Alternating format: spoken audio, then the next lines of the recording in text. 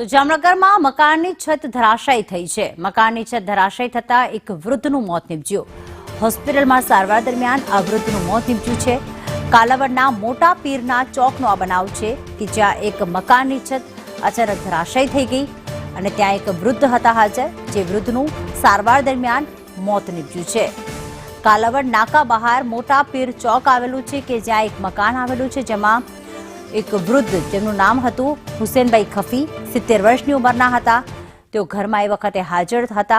અચાનક છત તૂટતા તેઓ ઈજાગ્રસ્ત થયા। હોસ્પિટલ તરત તેમને સારવાર અર્થે ખસેડવામાં આવ્યા હતા, જ્યાં સારવાર દરમિયાન આ વૃદ્ધનું મોત નીપજ્યું છે।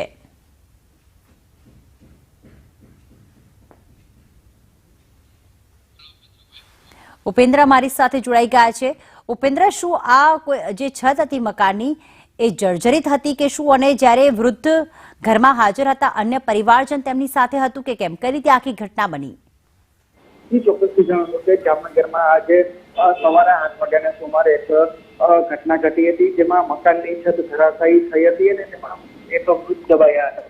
જામનગર શહેરની વાત કરીએ તો જામનગર શહેરના કાલાવાડ નાકા બહાર જે મોટા પીરનો ચોક આવેલો છે, ત્યાં એક મકાનની અંદર જર્જરિત મકાનની અંદર એક વૃદ્ધ સહિત અન્ય 4 લોકો રહેતા હતા અને મકાનની છત અચાનક ધરાશાયી થતા આ વૃદ્ધને ગંભીર ઇજા સાથે જામનગર ફાયર બ્રિગેડ દ્વારા રેસ્ક્યુ કરીને બહાર કાઢવામાં આવે છે, પરંતુ આ જે વૃદ્ધ છે તેને ગંભીર ઇજા પહોંચતા સારવાર મળે તે પહેલા જ તેનું મૃત્યુ નીપજ્યું હતું। હાલ તો આ ઘટનાને લઈને જામનગરનું જે ફાયર વિભાગ અને સાથે સાથે જે કોર્પોરેશનનું તંત્ર એલર્ટ થયું છે।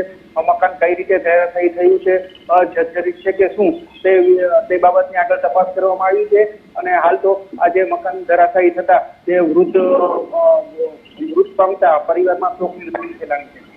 આભાર તમામ વિગતો માટે ઉપેન્દ્ર।